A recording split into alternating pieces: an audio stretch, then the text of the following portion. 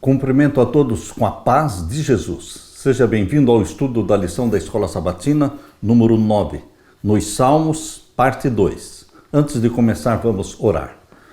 Pai querido que estás nos céus, aqui estamos na Tua presença, buscando a Tua bênção, buscando a Tua face, buscando a promessa de Jesus, que é o Espírito Santo sendo derramado sobre mim e os meus irmãos.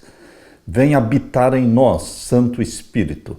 Dá-nos iluminação celestial para entender a Tua palavra, ó Deus, nós suplicamos em nome de Jesus. Amém, Senhor. Nos Salmos, parte 2.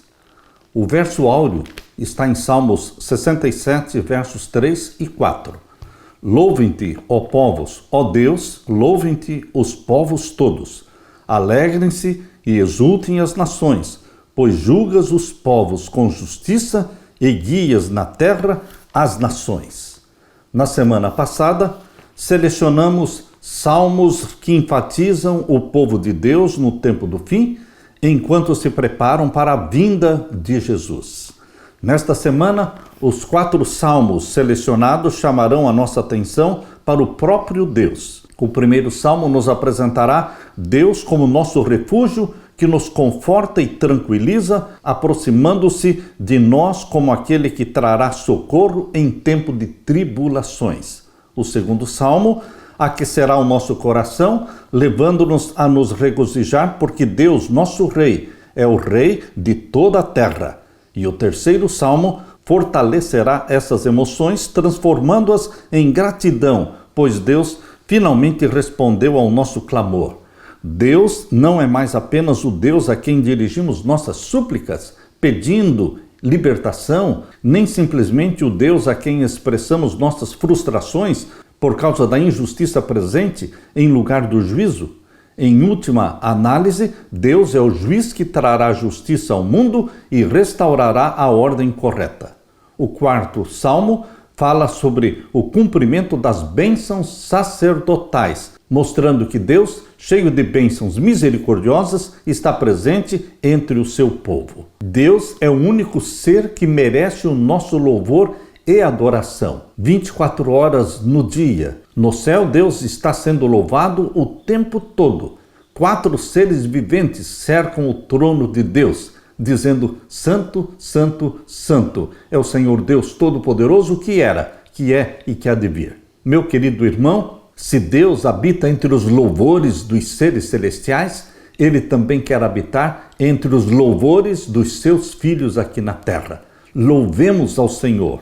Louvem-te os povos, ó Deus, louvem-te os povos todos. Alegrem-se e exultem as nações, pois julgas os povos com justiça e guias na terra as nações. Aleluia! Na parte de domingo, socorro bem presente nas tribulações. É isso que Deus é. Socorro bem presente na hora da angústia.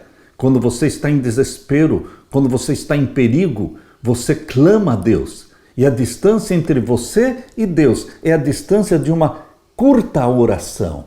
Uma curta oração que na hora do desespero, da angústia, se resume a esta única frase: Jesus, ajuda-me. Senhor, liberta-me. Esta única e curta frase é a distância entre você e Deus, porque Deus está justo aí do seu lado para estender a mão. Assim como Jesus estendeu a mão para Pedro, que estava se afogando, Pedro não tinha tempo para orações longas e ele clamou: Senhor, me ajuda!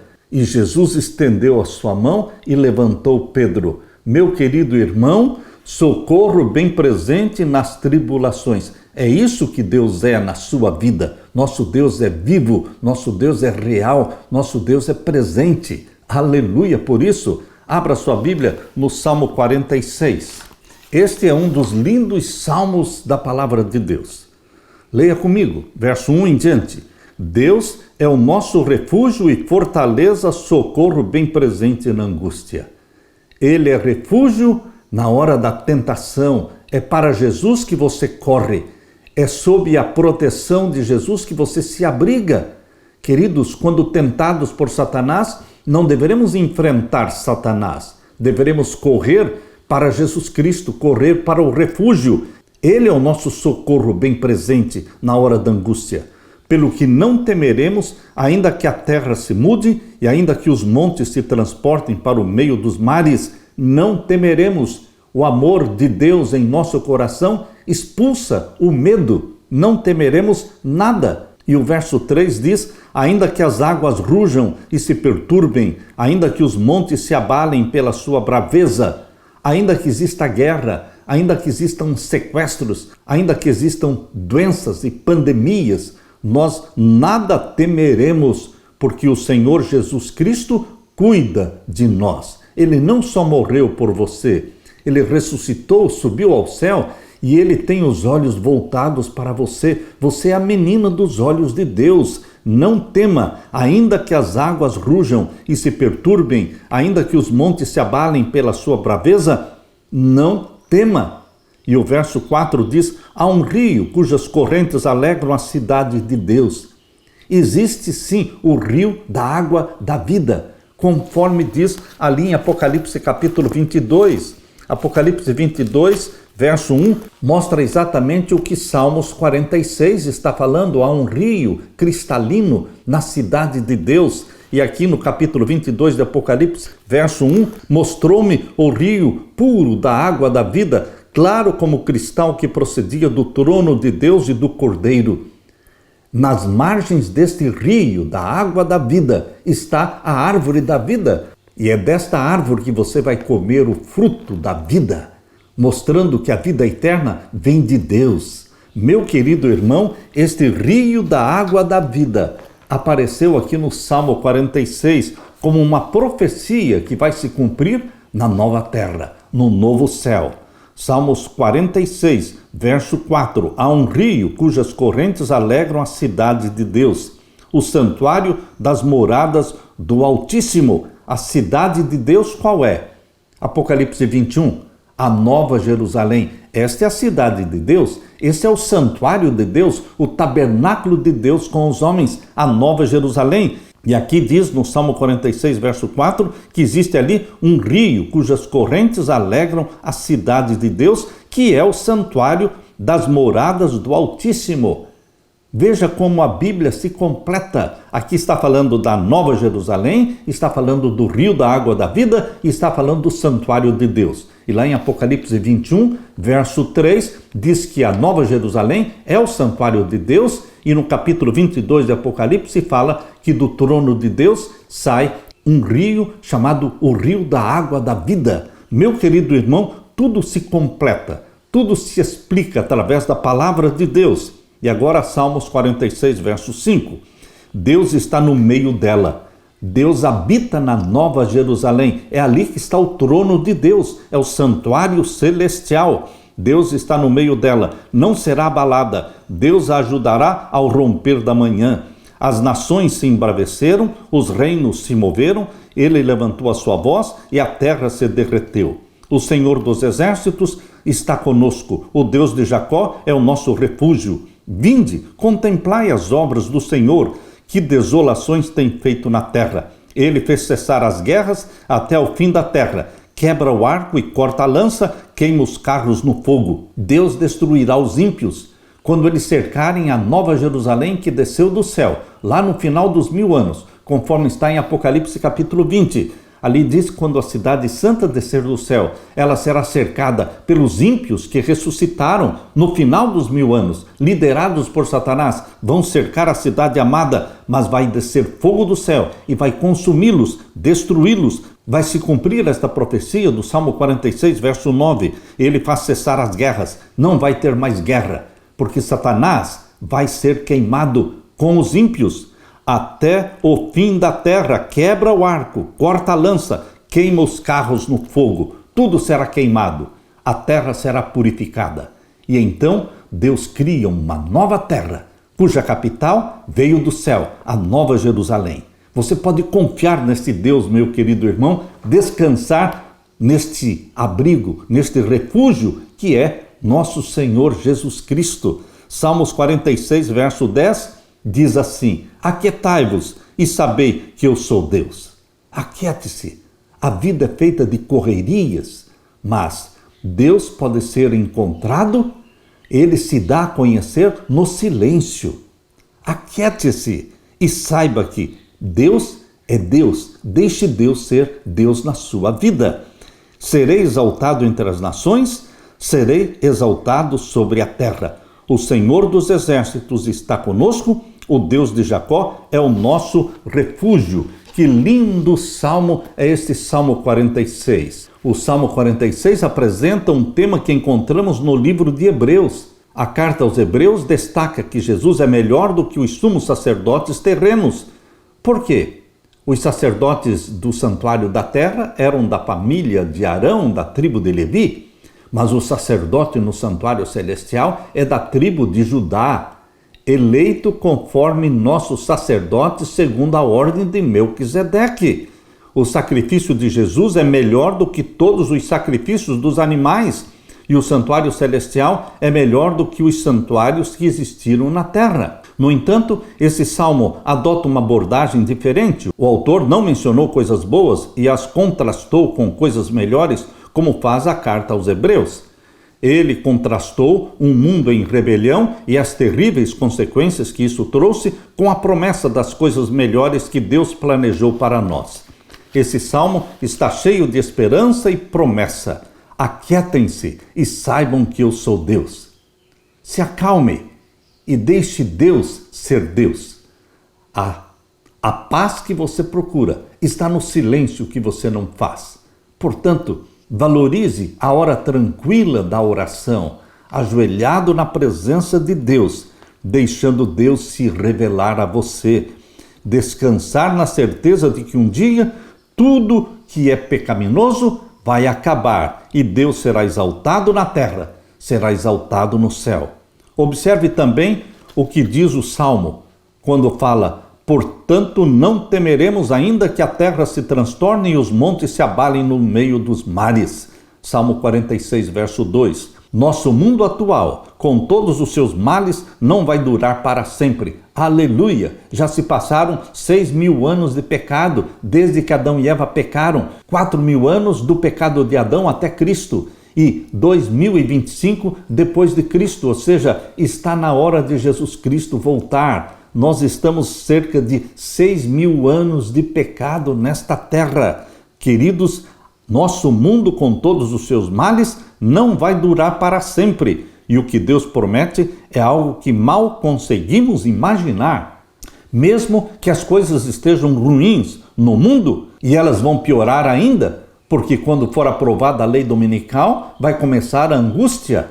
E a angústia vai aumentando, tornando-se angústia qual nunca houve. As coisas vão piorar, mas cada profecia que se cumpre, quando nós estivermos vivendo o período pós-decreto dominical de perseguição aos que guardam os mandamentos de Deus, nós vamos estar sendo perseguidos pelo leão que é Satanás, mas estaremos protegidos pelo leão da tribo de Judá. Alegre-se, porque Jesus é o socorro bem presente na hora da angústia. Aleluia! Na parte de segunda-feira, esperança em meio à turbulência, em meio à confusão, ao caos que está o mundo hoje, um caos. Em meio a tudo isso você tem esperança. Existe uma luz brilhando no fundo do túnel e esta luz chama-se a segunda vinda de Jesus. O livro dos Salmos frequentemente usa linguagem simbólica, mas quando se trata de textos que apontam para a restauração do planeta, não há razões para acreditar que a linguagem seja meramente simbólica. O Salmo 46 nos lembra de que a terra física será profundamente afetada pelo retorno de Cristo. Não apenas os mares e os montes serão afetados, o clímax da história significará o colapso dos reinos do mundo. O mundo será destruído quando a pedra atingir os pés da estátua, destruindo os 10 reinos modernos representados pelos 10 dedos da estátua de Daniel 2:44. Meu querido irmão, será a destruição de todos os reinos da terra. Para quê? Para implantar aqui o reino da glória do nosso Senhor Jesus Cristo. Aleluia! Finalmente, esses poderes terrestres e todo o mal e sofrimento que trouxeram chegarão ao fim e Jesus Cristo reinará aqui como Rei dos Reis e Senhor dos Senhores. Abra sua Bíblia em Jeremias capítulo 4. Veja a descrição que Jeremias faz de como vai ficar a terra durante o período da desolação, quando Jesus Cristo voltar e arrebatar a sua igreja para o céu. Vamos viver ali 1000 anos, conforme diz Apocalipse capítulo 20, o verso 6, reinarão com Jesus Cristo 1000 anos ali no céu. Só no final dos 1000 anos, a Nova Jerusalém vai descer do céu com todos os salvos. Mas durante os 1000 anos, a terra fica desolada. O povo de Deus no céu, os ímpios mortos e Satanás com seus demônios presos neste planeta que será um abismo, que estará em trevas. Por isso, Jeremias capítulo 4, versos 23 a 26, descreve o estado da terra durante os 1000 anos. Não tem como aplicar esse texto de Jeremias 4, 23 em diante a qualquer outra situação na terra, porque isto aqui nunca aconteceu. É uma profecia que vai se cumprir ainda durante os 1000 anos. E os 1000 anos começam com a segunda vinda de Jesus. E eles terminam com a terceira vinda de Jesus. Como terceira vinda de Jesus? No final dos 1000 anos, Apocalipse 21 diz que a Nova Jerusalém vai descer do céu. Então, esta é a terceira vinda de Jesus com a cidade santa, com o povo de Deus dentro dela. Aleluia! Leia, portanto, Jeremias 4, 23 em diante. Observei a terra, e eis que estava assolada e vazia. Isso nunca aconteceu, mas vai acontecer durante os 1000 anos. Os céus não tinham a sua luz. Observei os montes, e eis que estavam tremendo, e todos os outeiros estremeciam. Observei e vi que homem nenhum havia, e que todas as aves do céu tinham fugido. Isto nunca aconteceu, mas vai acontecer. Quando Jesus Cristo voltar e arrebatar a sua igreja, começam os 1000 anos da prisão de Satanás, e a terra se tornará um abismo, trevas, como era a terra antes do primeiro dia da semana da criação. A Bíblia diz em Gênesis capítulo 1, verso 2, que no princípio, antes de Deus dizer haja luz, antes a terra era um abismo. Gênesis 1, 2 diz: a terra era sem forma e vazia, e havia trevas sobre a face do abismo. Gênesis 1, 2. A terra volta a ser um abismo, porque não haverá luz do sol, nem aves, nem animais, nem seres humanos. A terra estará desolada, exatamente como Jeremias 4, 25. Observei e vi que homem nenhum havia, e que todas as aves do céu tinham fugido. Vi também que a terra fértil era um deserto, e que todas as suas cidades estavam derribadas diante do Senhor, diante do furor da sua ira. Porque assim diz o Senhor: toda esta terra será assolada, de todo, porém, não a consumirei. O planeta será o mesmo, mas ele será purificado pelo fogo. E quando no final dos 1000 anos a Nova Jerusalém descer, não haverá mais trevas, porque a Nova Jerusalém desce do céu espancando as trevas. Ali está o trono de Deus, o Pai, e o trono do Cordeiro. Existe glória, existe luz. Os ímpios serão ressuscitados no final dos 1000 anos e vão cercar a cidade santa. Mas Apocalipse 20, verso 9 e 10 diz assim: e subiram sobre a largura da terra e cercaram o arraial dos santos e a cidade amada, mas desceu fogo do céu e os devorou. Este é o fim de Satanás, dos demônios e dos ímpios. E então surge a nova terra, cuja capital é a Nova Jerusalém, que está lindamente descrita no capítulo 21 de Apocalipse e no capítulo 22. A profecia bíblica mostra o que acontecerá com o mundo. A visão de Daniel 7, os 4 animais de Daniel 7, o leão, o urso, o leopardo e o animal terrível, representando os 4 impérios mundiais, Babilônia, Medo-Pérsia, Grécia e Roma. Ali mostra a visão, em Daniel 7, de um mar tempestuoso em meio ao qual surgem as nações do mundo. Os ventos e conflito e guerra sopram no mar dos povos, que representa a terra. Isso produz um reino após o outro, e nenhum deles é capaz de resolver os problemas reais que afligem a raça humana. Os líderes humanos em quem ousamos confiar quase sempre provam ser tão pecadores e egoístas quanto qualquer um de nós. Nenhum dos reinos mostrados em Daniel, nem Babilônia, nem Medo-Pérsia, nem Grécia, nem Roma, nenhum destes reinos provou ser uma fortaleza para o povo de Deus, embora alguns fossem melhores do que os outros, mas a nossa pátria está no céu. Filipenses 3:20. Paulo diz claramente que é do céu que nós esperamos a nossa cidadania, porque a nossa pátria está no céu. A cidade do Deus vivo virá do céu, prontinha. Filipenses 3:20. E bem acima do caos da terra, há um trono inabalável, descrito ali em Ezequiel capítulo 1, descreve o trono de Deus cercado por anjos, movido por rodas vivas. É linda a descrição do trono inabalável de Deus descrito ali em Ezequiel capítulo 1, verso 26. Jesus ensinou que o mundo chegará a uma desordem cada vez mais profunda conforme nos aproximamos do seu retorno. Mateus 24 fala das guerras, dos terremotos, das pestes, das mortes. A descrição apocalíptica que está em Mateus capítulo 24, meu querido irmão, mostra a situação da terra antes da volta de Jesus. Apesar disso, podemos permanecer inabaláveis com fé, independentemente da condição do planeta, condição caótica, porque sabemos que Deus está no controle e que Ele cumprirá suas promessas. Não estamos aqui neste planeta caótico, abandonados, esquecidos. Não, nós somos cuidados por Deus. Bramam as nações, reinos se abalam, Deus faz ouvir a sua voz e a terra se dissolve. O Senhor dos exércitos está conosco, o Deus de Jacó é o nosso refúgio. Aleluia! Salmos 46, versos 6 e 7. Em curto prazo, as coisas vão piorar, mas Jesus Cristo será a solução para o caos mundial, porque Jesus Cristo virá para arrebatar a sua igreja. Você e eu somos a igreja de Deus. Seremos arrebatados para estarmos na presença de Deus durante os 1000 anos de Apocalipse 20. E nos alegra a revelação da palavra profética que diz que no final destes 1000 anos nós vamos descer com Jesus na Nova Jerusalém. E esta Nova Jerusalém será o santuário de Deus na terra.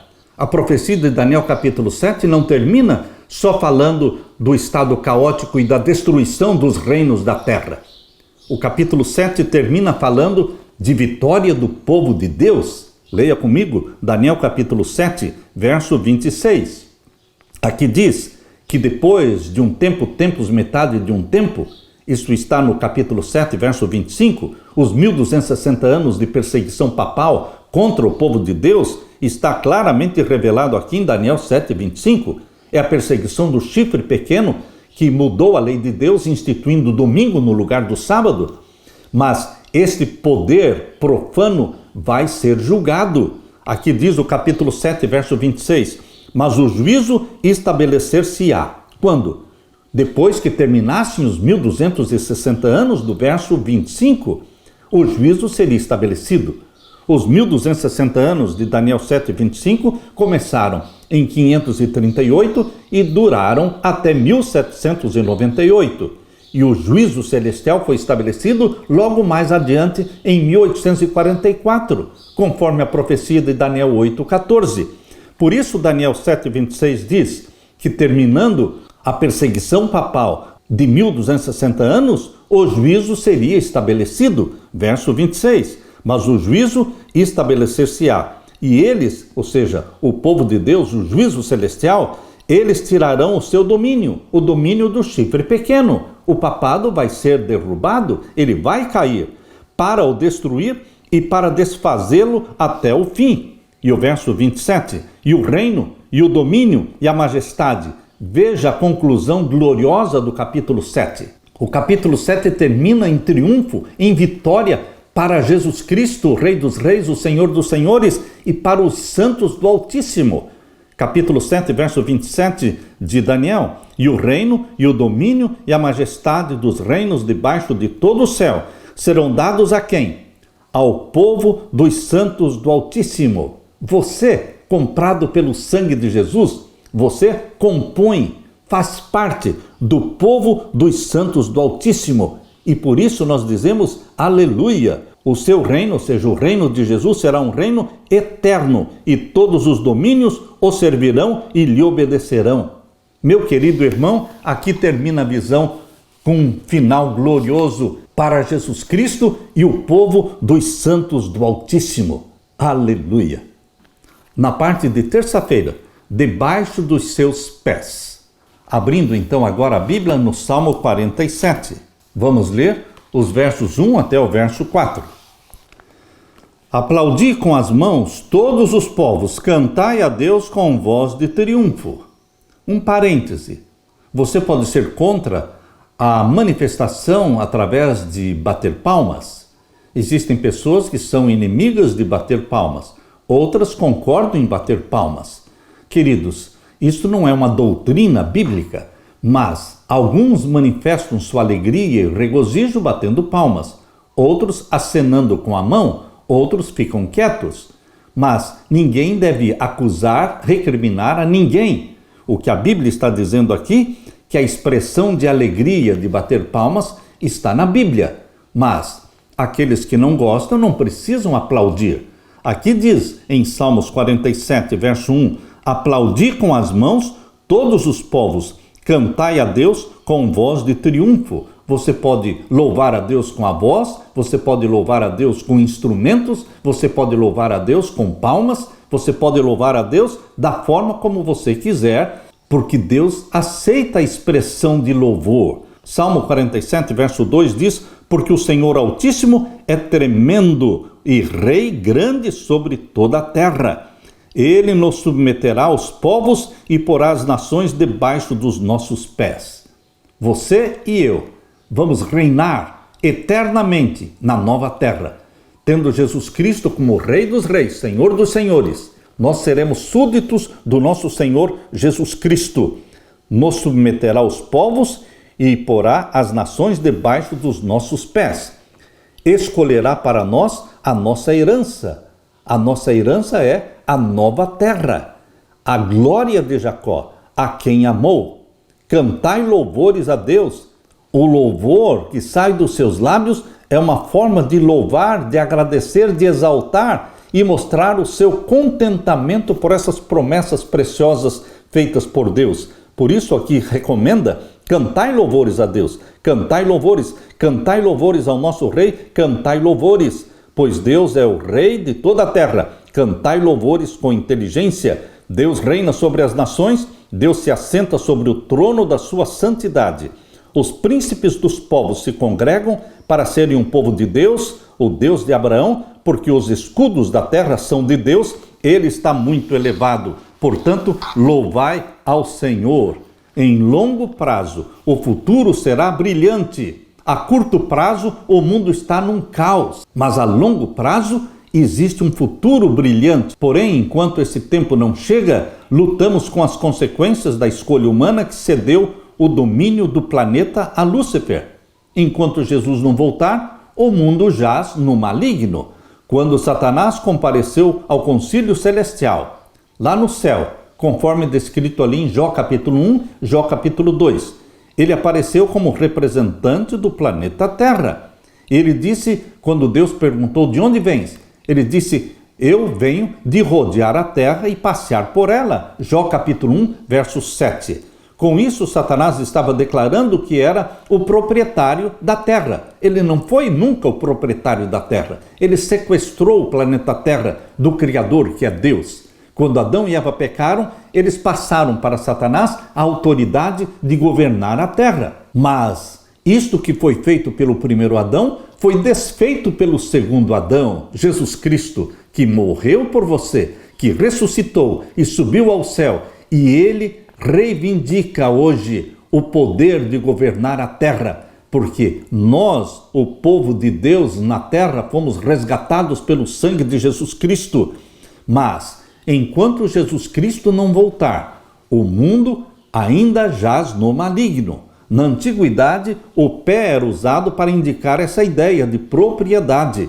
Deus instruiu Abraão: levante-se e percorra esta terra no seu comprimento e na sua largura, porque eu a darei a você. Gênesis 13, 17. Por isso, meu querido irmão, quando nós lemos 1 Tessalonicenses capítulo 4 e o verso 16 e 17, mostra que quando Jesus Cristo voltar agora, segunda vinda de Jesus, ele não vai pisar na terra.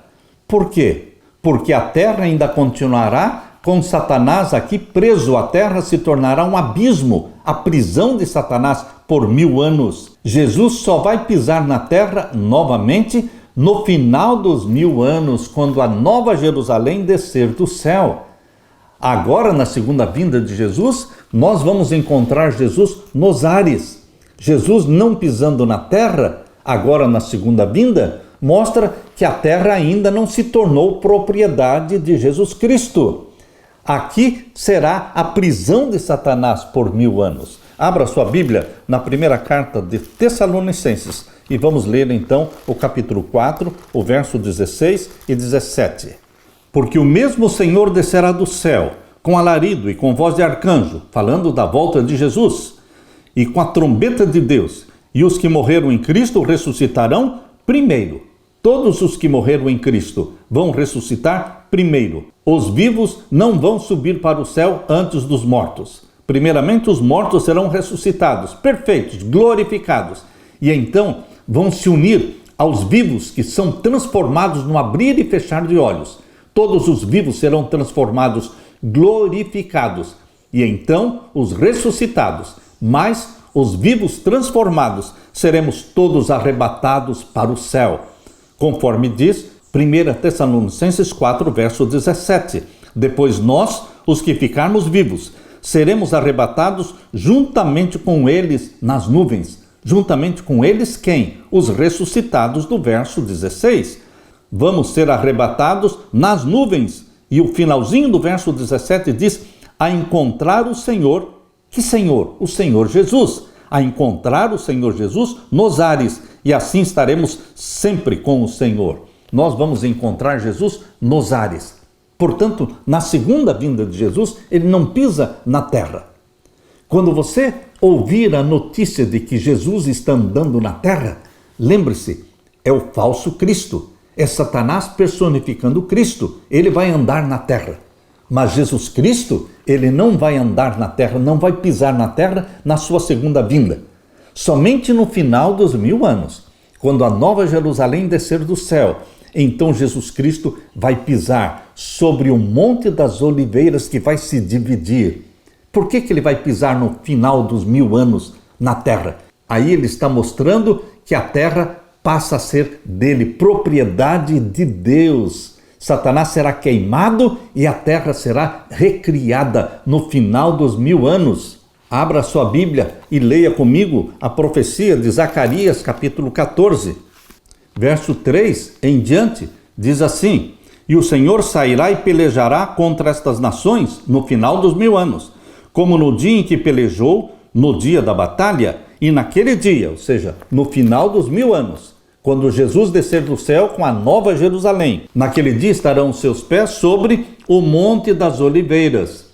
O último lugar que Jesus pisou foi o Monte das Oliveiras. Foi dali do Monte das Oliveiras que ele subiu para o céu. Isso está claramente revelado ali em Atos capítulo 1, versos 9 até o verso 11. Foi dali que Jesus subiu para o céu. E a próxima vez que Jesus pisar na terra, será também sobre o Monte das Oliveiras. Isso no final dos 1000 anos. Portanto, ali estarão seus pés sobre o Monte das Oliveiras, que está defronte de Jerusalém, para o oriente, e o Monte das Oliveiras será fendido pelo meio. O Monte das Oliveiras vai ser dividido para o oriente e para o ocidente, e haverá um vale muito grande, e a metade do monte se apartará para o norte, e a outra metade dele para o sul. E fugireis pelo vale dos seus montes, ou seja, os ímpios vão fugir no final dos 1000 anos, porque Jesus Cristo colocará os seus pés sobre o Monte das Oliveiras, que vai se tornar uma grande planície, um grande vale. O vale dos montes chegará até Azel, e fugireis assim como fugistes do terremoto nos dias de Uzias, rei de Judá. Então virá o Senhor meu Deus e todos os santos contigo, ó Senhor. Então virá o Senhor meu Deus e todos os santos contigo. Entre estes santos que virão com Jesus Cristo no final dos 1000 anos, está você, estou eu, nós estaremos ali. E aqui diz o verso 8, naquele dia também acontecerá que correrão de Jerusalém águas vivas.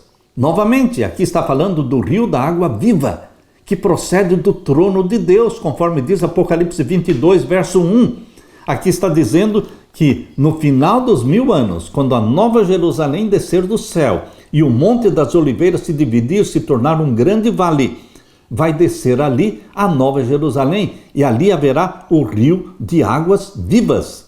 Naquele dia também acontecerá que correrão de Jerusalém, entenda como sendo a nova Jerusalém, águas vivas, metade delas para o mar oriental e metade delas até o mar ocidental. No estio e no inverno sucederá isso. E o Senhor será rei sobre toda a terra. Será rei dos reis, senhor dos senhores, no final dos 1000 anos. Por isso ele pisa, porque ele declara autoridade sobre o planeta, que um dia foi sequestrado por Satanás, mas que Jesus Cristo resgatou-nos, resgatou a família humana com seu próprio sangue. E assim agora ele declara a sua autoridade, pisando sobre o Monte das Oliveiras e colocando ali, no grande vale, a nova Jerusalém. Toda a terra em redor se tornará em planície. E o verso 11, e habitarão nela e não haverá mais anátema, porque Jerusalém habitará segura. Entenda, a nova Jerusalém habitará segura, porque não existirá mais o pecado. Os ímpios foram destruídos e queimados, se tornaram cinzas. Por isso Malaquias capítulo 4 descreve que a morte dos ímpios e de Satanás e dos demônios, ela é tão profunda, tão extensa, que eles se tornam cinzas. Não haverá mais lembrança de Satanás e do mal e do pecado. Malaquias capítulo 4, verso 1 diz: porque eis que aquele dia vem ardendo como forno, todos os soberbos e todos os que cometem impiedade serão como palha.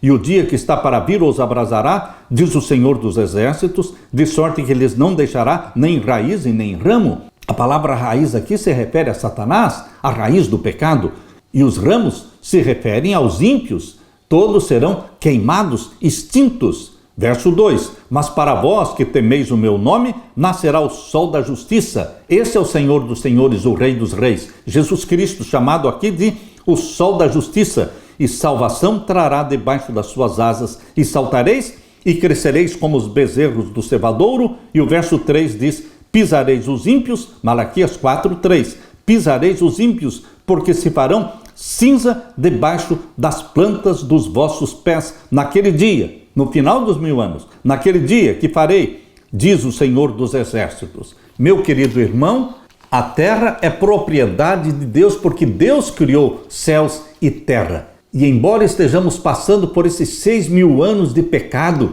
em que o mundo jaz no maligno, Jesus Cristo reivindica a terra. Essa descrição você pode ler porque ela foi feita por Ellen White. Ela escreveu assim: Cristo desce sobre o Monte das Oliveiras, de onde, depois da sua ressurreição, subiu ao céu, e onde os anjos repetiram a promessa da sua volta. O profeta escreveu: virá o Senhor meu Deus e todos os santos com ele. Zacarias 14:5. Naquele dia estarão os seus pés sobre o Monte das Oliveiras, que está defronte de Jerusalém, para o oriente. O Monte das Oliveiras será fendido pelo meio, e haverá um vale muito grande. Zacarias 14:4. O Senhor será o rei sobre toda a terra. Naquele dia, um será o Senhor e um será o seu nome. Zacarias 14:9. Ao descer do céu, em seu deslumbrante resplendor, a nova Jerusalém repousa sobre o lugar purificado e preparado para recebê-la. E Cristo com seu povo e os anjos entram na cidade santa, a nova Jerusalém. E você e eu estaremos lá. Diga amém. Deus seja louvado. Aleluia. Na parte de quarta-feira, vinho e sangue. Vamos ler agora o Salmo 75. A partir do verso 1.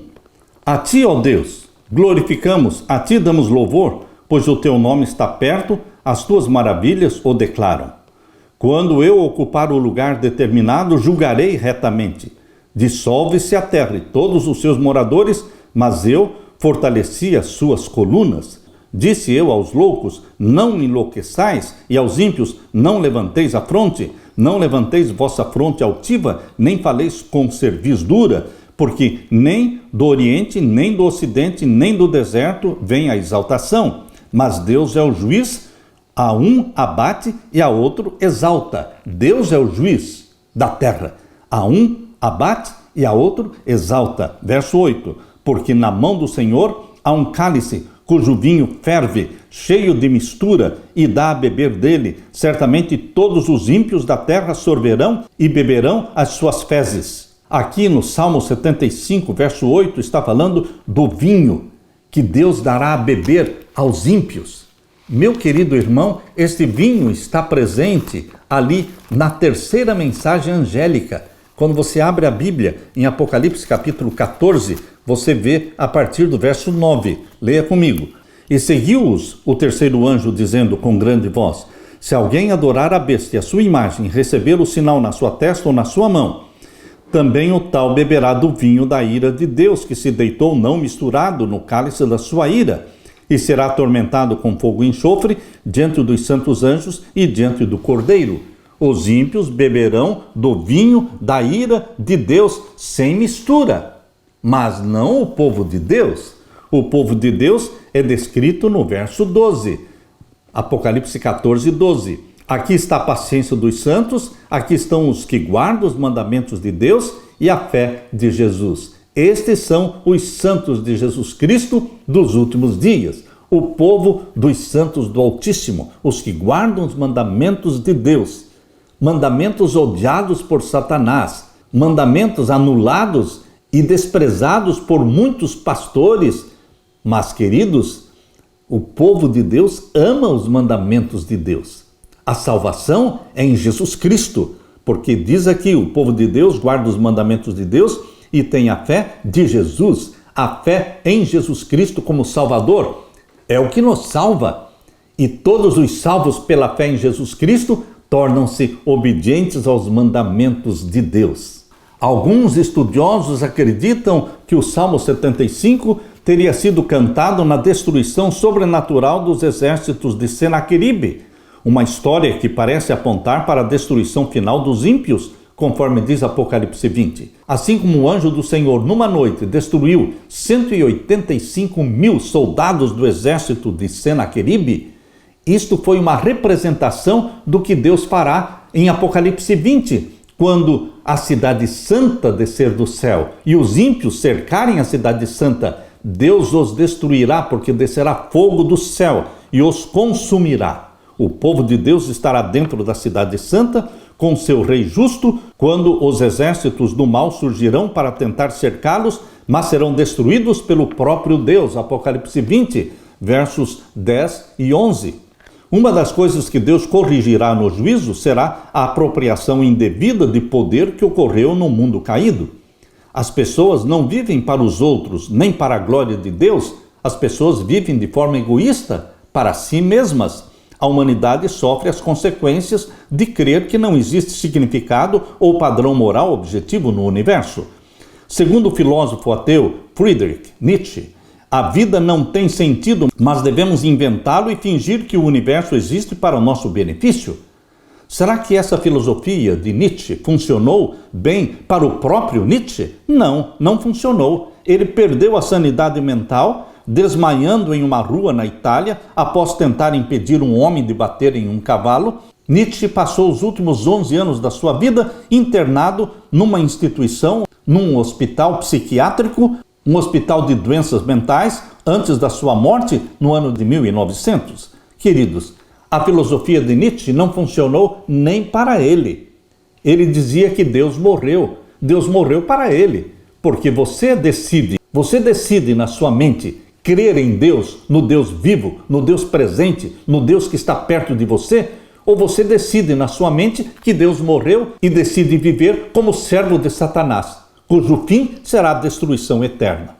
Os valores morais são atacados hoje, como sempre, mesmo em questões tão fundamentais quanto o fato de que Deus criou o ser humano como homem e mulher, com o sexo masculino e feminino, práticas imorais, das quais muitos teriam vergonha de falar, mesmo em particular, são elogiadas hoje publicamente. O mundo vai de mal a pior, conforme diz segunda carta de Timóteo. Abra sua Bíblia. Na segunda carta de Timóteo, vamos ler o capítulo 3, versos 1 até o verso 5. Aqui Deus está descrevendo a situação do mundo agora no tempo do fim, nos nossos dias. Leia comigo. 2 Timóteo 3, 1 a 5. Sabe, porém, isto, que nos últimos dias sobrevirão tempos trabalhosos. Outra tradução diz, tempos difíceis. Realmente nós estamos vivendo em tempos difíceis.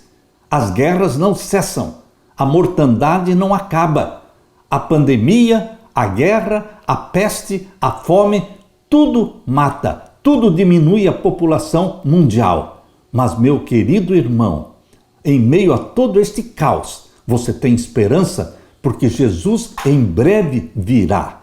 Leia comigo agora 2 Timóteo 3, verso 2. Porque haverá homens amantes de si mesmos. Amantes de si mesmos, ou seja, pessoas que se amam, que gostam de si mesmas, que colocam o eu em primeiro lugar. Mas estes homens e mulheres egoístas, que só pensam em si mesmos, é um sinal do fim, é o cumprimento de uma profecia. E existem muitos na psicologia moderna que ensinam que você precisa aprender a se amar. Não, meu querido irmão, você não precisa aprender a se amar. Nós temos que aprender a amar a Deus sobre todas as coisas e ao próximo. Como é que nós devemos aprender a amar ao próximo? Amando o próximo do jeito que você se ama, porque você já nasce amando-se. Você e eu, seres humanos, pecadores, somos profundamente amantes de nós mesmos. Mas nós temos que colocar em primeiro lugar Deus e em segundo lugar o nosso próximo. E o nosso eu vem em terceiro lugar. Portanto, meu irmão, fuja deste ensinamento maligno de amar a si mesmo, porque este é um dos sinais do fim do mundo, porque haverá homens amantes de si mesmos, e avarentos, e presunçosos, e soberbos, e blasfemos, desobedientes aos pais e mães, ingratos e profanos, sem afeto natural, pessoas insensíveis, irreconciliáveis, pessoas que brigam e nunca mais se reconciliam, caluniadores, incontinentes, cruéis, sem amor para com os bons. A bondade hoje está sendo considerada como fraqueza. A paciência, a mansidão são consideradas como fraqueza. Mas, meu querido irmão, Deus diz, bem-aventurados os mansos, porque eles herdarão a terra. Deus quer que você pratique a bondade, seja caridoso. E aqui diz o verso 4 que um dos sinais do fim são os traidores. Hoje existe muita traição entre irmãos, entre amigos, obstinados, orgulhosos, nariz empinado, mais amigos dos prazeres do mundo do que amigos de Deus. Amam mais as coisas do mundo do que a Deus. E o verso 5, tendo aparência de piedade. Existe muita aparência de piedade. Vivem de aparências, mas Deus odeia as aparências. Aquela história da figueira amaldiçoada por Jesus Cristo, porque ela tinha aparência de produzir frutos, de ter frutos, mas Jesus Cristo percebeu que não existia nenhum fruto naquela linda figueira cheia de folhas, e então ela foi amaldiçoada, não porque não tivesse fruto, mas pela aparência de ter frutos e não ter.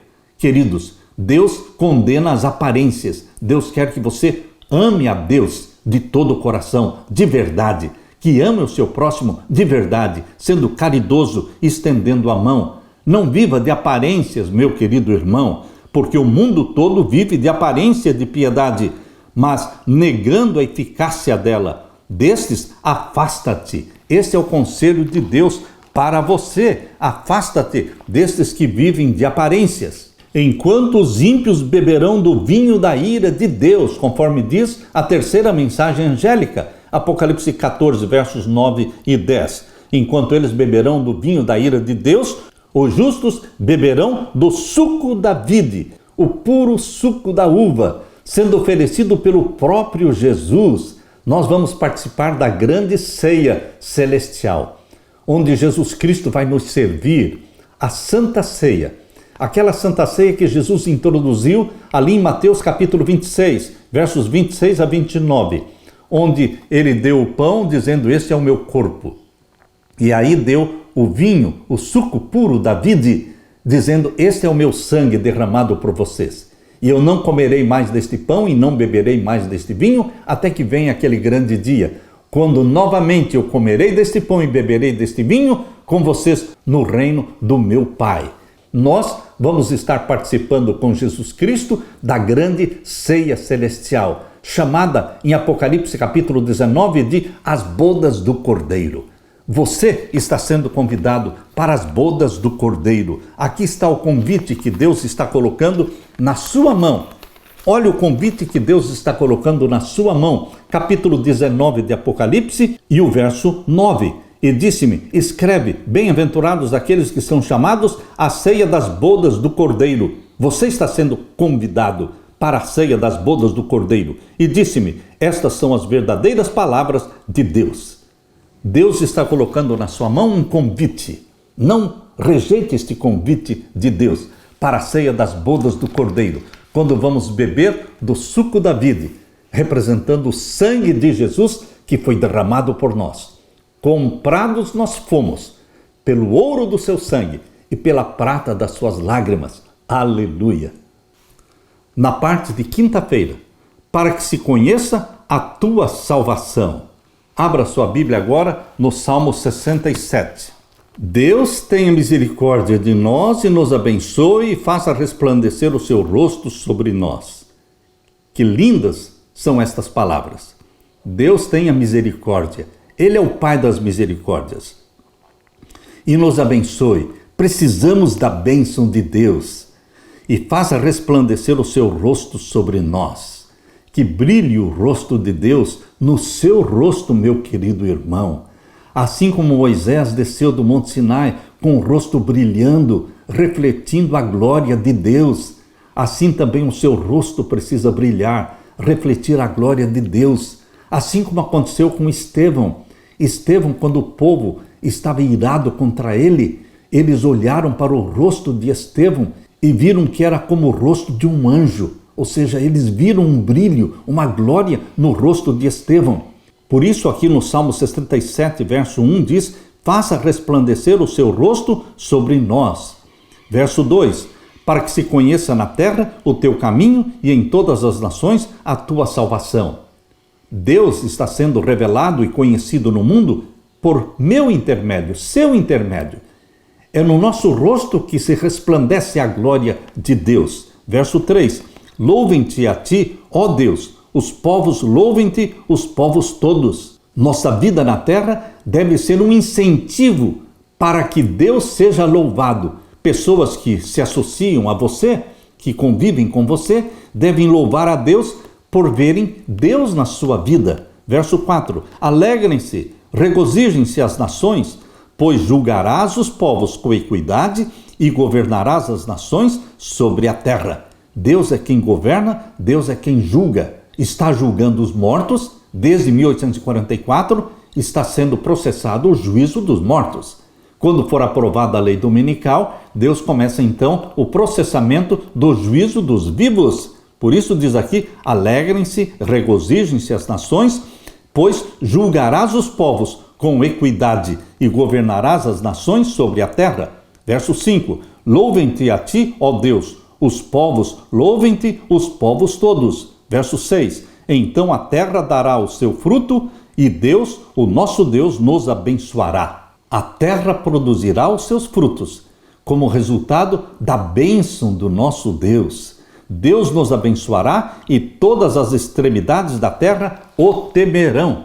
O remanescente fiel de Deus, descrito aqui em Apocalipse capítulo 14. Abra sua Bíblia em Apocalipse 14, verso 1 em diante.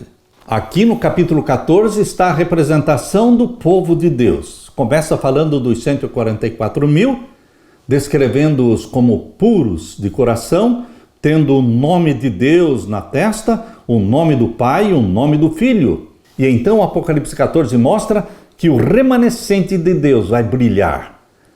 A luz e a glória de Deus resplandecerá no rosto do remanescente fiel. Quando você estiver pregando as 3 mensagens angélicas de Apocalipse 14, a luz e a glória de Deus estarão sendo refletidas no seu rosto. Resplandeça a tua luz sobre nós. É assim que Deus vai resplandecer a sua glória em você. Quando você estiver pregando esta mensagem que foi dada por nosso Senhor Jesus Cristo. Apocalipse 14, verso 6 em diante. Vi outro anjo voar pelo meio do céu e tinha um evangelho eterno para o proclamar aos que habitam sobre a terra e a toda nação, tribo, língua e povo. Eu assisti um vídeo no YouTube do Dr. Ganoni Diop. Infelizmente, Ganoni Diop, ele rejeitou esta mensagem dos 3 anjos, dizendo: não é esta mensagem que nós deveríamos pregar para o mundo. Quando perguntaram para ele: o que é que você prega então? Eu prego Jesus, eu prego Jesus. Eu não prego as 3 mensagens angélicas. Meu querido irmão, o Apocalipse é chamado de revelação de Jesus Cristo. Então, se você quer pregar de Jesus, pregue o Apocalipse, porque é o único livro da Bíblia que é chamado de revelação de Jesus Cristo. Este é o sermão escrito por Jesus, e esse sermão está sendo dado para o remanescente fiel, para pregar ao mundo todo. Então, infelizmente, Ganoni Diop, ele rejeitou esta mensagem, desprezou-a, quando na realidade Deus levantou na terra um movimento profético chamado Adventistas do Sétimo Dia, levantou esse movimento para pregar a mensagem que não é pregada no mundo. Todos pregam sobre Jesus, mas as profecias do Apocalipse, as 3 mensagens angélicas, ninguém estará pregando a não ser o remanescente fiel de Deus, descrito aqui no Apocalipse.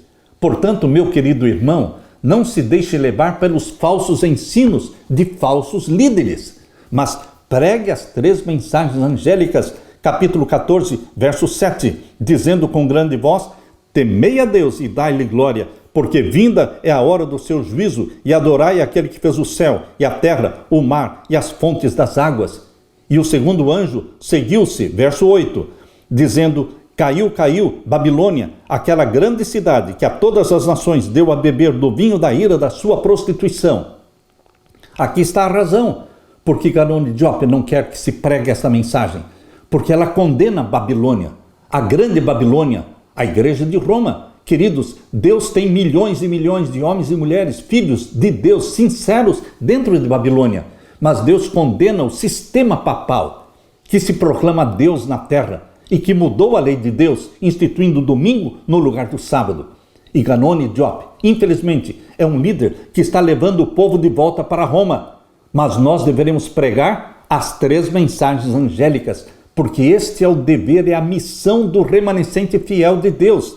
A segunda mensagem angélica está dizendo: caiu, caiu, Babilônia, aquela grande cidade que a todas as nações deu a beber do vinho da ira da sua prostituição. O ecumenismo faz parte do vinho que Babilônia está dando a beber a todas as nações, a todas as igrejas. E até mesmo líderes da nossa igreja estão bebendo deste vinho de Babilônia, que se chama ecumenismo religioso. Ecumenismo religioso é uma estrada de mão única que está levando todo mundo de volta para Roma, inclusive Ganoni Diop. Meu querido irmão, nós fomos chamados por Deus para uma missão: pregar as 3 mensagens angélicas. E a terceira mensagem angélica, capítulo 14 de Apocalipse, verso 9. Seguiu-os o terceiro anjo, dizendo com grande voz: se alguém adorar a besta e a sua imagem, e receber o sinal na sua testa ou na sua mão. A besta mencionada aqui é o poder papal, e a imagem da besta são os Estados Unidos da América do Norte. Estes 2 poderes, mencionados em Apocalipse 13, a besta que subiu do mar e a besta que subiu da terra. Estados Unidos com o papado, eles se unem para o domínio mundial e para impor a lei dominical, o sinal da besta. Mas o povo de Deus está pregando esta mensagem para o mundo, preparando um povo para a volta de Jesus. E a advertência que Deus quer que você pregue é o que está no capítulo 14, verso 10. Se alguém receber o sinal da besta, verso 10, também o tal beberá do vinho da ira de Deus que se deitou, não misturado, no cálice da sua ira, e será atormentado com fogo e enxofre, diante dos santos anjos e diante do Cordeiro. Meu querido irmão, aqui está a missão do remanescente fiel.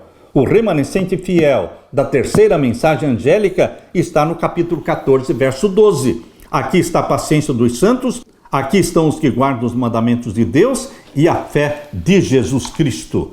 Meu querido irmão, aceite o convite de Deus. Torne-se remanescente fiel. Una-se aos santos do Altíssimo, pregando as três mensagens angélicas. São impopulares? Sim, mas é a mensagem que Deus deu para você pregar. Seremos odiados por causa dos 10 mandamentos. Seremos odiados porque guardamos o Santo Sábado, o selo do Deus vivo. Mas, mesmo tendo inimigos de Deus infiltrados na igreja, mas Deus tem um remanescente fiel dentro da igreja adventista do sétimo dia. E Deus tem um remanescente fiel também dentro de Babilônia. Homens e mulheres que também são filhos e filhas sinceros, mas precisam ouvir o alto clamor, o sai dela, povo meu. Deus está convocando você, meu querido irmão, para dar o alto clamor de Apocalipse 18, verso 4. Sai dela, povo meu, para que não incorras nas suas pragas. Deus quer usar você, meu querido irmão. Nós estamos vivendo na era do Espírito Santo, no momento em que o Espírito Santo deverá ser derramado em forma de chuva serôdia. Para proclamar as três mensagens angélicas, você e eu precisamos ser possuídos pelo Espírito Santo, batizados pela chuva serôdia do Espírito Santo. Agora é o momento que você e eu precisamos mais do Espírito Santo prometido por Jesus Cristo. Mas agora nós estamos vivendo no tempo da plenitude do Espírito Santo.